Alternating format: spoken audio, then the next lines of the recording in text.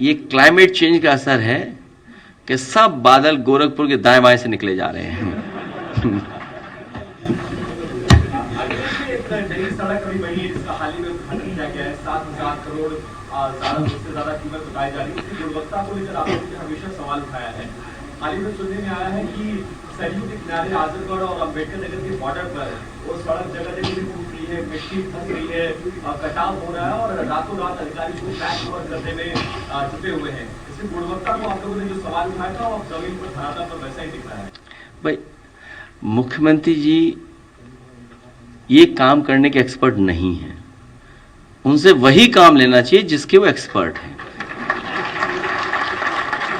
ये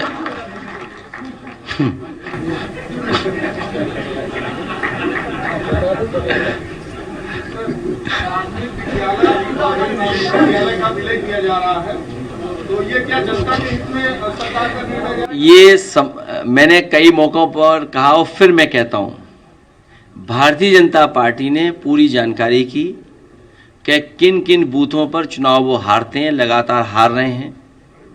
उन बूथों के स्कूलों को इन्होंने इलेक्शन कमीशन से मिलकर के डेटा लिया, जानकारी हासिल की और उन्हीं स्कूलों को बंद करने का काम शुरू किया है। समाजवादी पार्टी 15 अगस्त हमारे विधायक, हमारे सांसद, संगठन के लोग उन तमाम 5,000 गांव में जाकर के 15 अगस्त मनाने का काम करेंगे। उन बच्चे और परिवारों के बीच में 15 अगस्त मनाएंगे। किसानों का 400 करोड़ रुपया अटका हुआ है, पेमेंट नहीं हो पा रहा है। धरना हुआ, प्रदर्शन हुआ, तमाम आंदोलन हुए, लेकिन पश्चिमी उत्तर प्रदेश के गन्ना किसान काफी परेशान है, पेमेंट नहीं हो पा रहा है। तो गन्ना का मूल्य भी नहीं बढ़ा और जो बेचा उन्होंने वो पेमेंट नहीं हो पा रहा है। अभी बड़े भुगतान बाकी हैं, बहुत अलग अलग जिलों में। अगर डेटा निकालोगे तो आप पाएंगे इससे ज़्यादा है पैसा जो बकाया है, जो किसानों को मिलना है, और सरकार देने के लिए भी तैयार नहीं है या दिलवाने के लिए तैयार नहीं है। सरकार को अपने ही नारे के बारे में सोचना चाहिए जो उन्होंने दिया था कि किसानों की आय दोगुनी नहीं होनी चाहिए। अब आय दोगुनी कैसे होगी जब भुगतान ही नहीं हो रहा समय पर उनके? लग रहा है कि ये उद्योगपतियों से मिले हुए हैं। आप कुछ करेंगे? हम इस सरकार को हटाने के लिए प्रयास करेंगे और किसान भाइयों से कहेंगे हमारा समर्थन करें। सर, सरकार ने आरटीई के माध्यम से 3,000 बच्चों को लखनऊ में एडमिशन के लिए कहा था, लेकिन अब उनका एडमिशन नहीं हो पा। लखनऊ के डीएम और डीएसपी सरकार से मांग कर रहे कि उनकी मान्यता निरस्त की जाए, लेकिन ऐसे बड़े बड़े नामचीन स्कूल है कि सरकार के कद में कुछ कर नहीं पा रहे। ये बहुत बड़ी बहस है जो आप कह रहे हैं। समाजवादी सरकार में भी ये संकट सामने आया था। सुप्रीम कोर्ट तक हम लोग गए थे लड़ करके और बाद में बच्चों को एडमिशन दिलाया था, और बच्चों को न केवल एडमिशन दिलाया था बल्कि बजट दे करके और चीज़ें भी उन बच्चों को दिलाने का काम समाजी सरकार में हुआ था।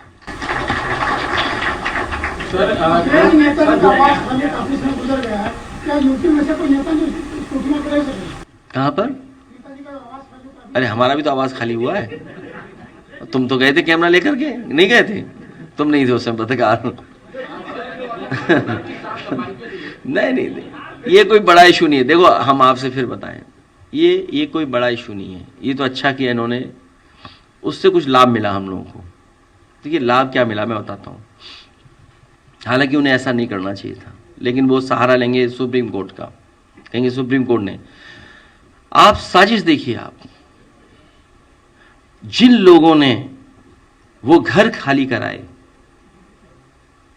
जिन लोगों ने वो घर खाली करा करने के लिए पीआईएल करने गए, वो किस विचारधारा के लोग थे? वो किस सोच के लोग थे?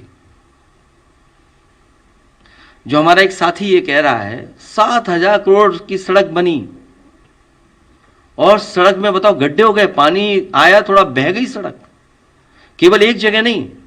और हमारा एक और साथी कह रहा था अभी कि बताओ प्रधानमंत्री के क्षेत्र में जो सड़क बनी कितना गहरा गड्ढा हो गया, किसी शहर का नाला साफ नहीं हुआ है।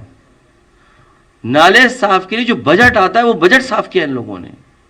मां गंगा की सफाई अगर कहीं हो बताओ आप, मां गंगा की सफाई नहीं हुई, उसका भी बजट साफ किया इन्होंने। सहारनपुर से लेकर के सोनभद्र तक पता कर लीजिए, खनन, लूट और बड़े पैमाने पर भ्रष्टाचार कौन कर रहा है। पूरा बुंदेलखंड सोचिए।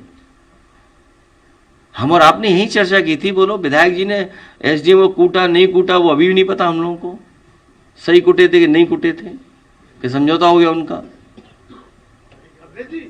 तो एक जगह नहीं और न जाने कितनी जगह उन गाड़ियों ने नुकसान पहुंचाया, लोगों की जान गई है।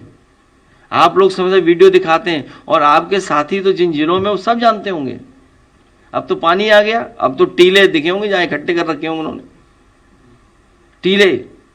इतना खनिज विभाग में लूट कभी नहीं हुई है। बिहार में बड़ी संख्या में, करोड़ों की संख्या में मतदाताओं के नाम मतदाता सूची में नहीं है और वोटर लिस्ट तैयार नहीं है, वोट कैसे करता है? हम लोगों को यूपी के लिए तैयार रहना पड़ा। हमारे श्रीवास्तव जी और हमारी पूरी टीम इलेक्शन कमीशन से मिलकर के आई है। हम अपनी जो चीज़ें उनको दे करके आए हैं और सुझाव भी जो देने थे वो दे करके आए हैं। मुख्य बात यही है कि भारतीय जनता पार्टी चुनाव हराने के लिए क्या रणनीति अपनाएगी, उससे हमें सावधान रहना पड़ेगा। अच्छा, बिहार में स्पेशल रैली करा रहे हैं इलेक्शन कमीशन, इसके विरोध में तेजस्वी यादव ने कहा है कि वो 9 तारीख को पूरे बिहार में रोड शो करेंगे। ये स्पेशल रिव्यू और उनका आरोप है। नहीं, आप सोचिए ना, 20-25 दिन में पूरे वोट देखें, डायरेक्ट इनडायरेक्ट, ये मानिए पूरी वोटर लिस्ट नहीं बनेगी। क्या संभव है बताओ? जहां पर आप डेट ऑफ बर्थ ढूंढेंगे, मां बाप का डेट ऑफ बर्थ कहां से लेकर के आएंगे लोग? संजय प्रकाश का राय जी का आपने जिक्र किया और उनका जो बलिया में गांव है सिद्धार्थपुर है, वहाँ पर मूलभूत सुविधाएं भी नहीं है। यहाँ तक कि वहाँ की एक महिला भी कुछ दिन पहले जाकर के अस्पताल में फर्स्ट पर बच्चा दे दी, बच्चे को जन्म दे दी। और अभी बाढ़ का सीजन चल रहा है, वहाँ बाढ़ के आने से ज्यादा गाँव प्रभावित रहते हैं। उसके उनके गांव के आसपास हम लोगों ने बड़े पैमाने पे जनशमिस गांव और लोहिया गांव में जोड़े थे, विकास हुआ था। अभी मेरी जानकारी में नहीं है, लेकिन भविष्य में हम लोग ग्रामीण इंफ्रास्ट्रक्चर कैसे अच्छा हो उस पर जरूर काम करेंगे। सर, गोमती नदी की साफ सफाई के लिए जो है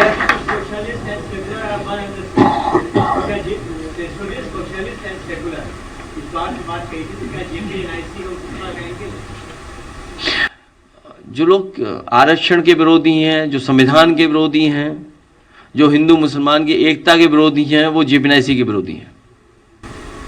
सर, गोमती नदी की साफ सफाई के लिए करोड़ों का बजट पास होता है, लेकिन जो उसमें नाव चलाते हैं उनका रोजगार पूरी तरीके से चौपट है, क्योंकि उसमें जलकुंभी आ गई है। सरकार हटाओ, जलकुंभी भी हट जाएगी। विद्यालय खुलेंगे, अब उसके बाद उसी नाम से शराब की दुकानें, शराब की दुकानें, तो बात ये है कि स्कूल बंद हो रहे हैं और दुकानें बंद हो रही हैं। देखिए,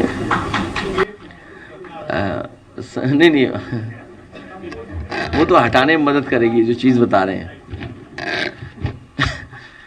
देखिए, ये सरकार क्या कर रही है मुझे भी नहीं पता। और जो बुनियादी सवाल है, आप देखिए कितने बड़े पैमाने पर बेरोजगारी है, नौकरियां नहीं हैं, जो डेवलपमेंट होना चाहिए वो दिखाई नहीं दे रहा है, जिस रफ्तार से होना चाहिए वो नहीं हो पा रहा है। केवल पैसे कैसे बना लें, करप्शन का कोई ना कोई कैसे रास्ता निकाल लें, उसके लिए बड़े बड़े प्रोजेक्ट बन रहे हैं और अपनी आइडियोलॉजी से कंप्रोमाइज नहीं कर रहे हैं लोग। जो स्कूल बंद हो रहे हैं वो इसलिए बंद हो रहे हैं क्योंकि जब पढ़ा लिखा इंसान होगा तो सोच समझ पैदा होगी, और जब सोच समझ पैदा होगी तो वो सवाल करेगा।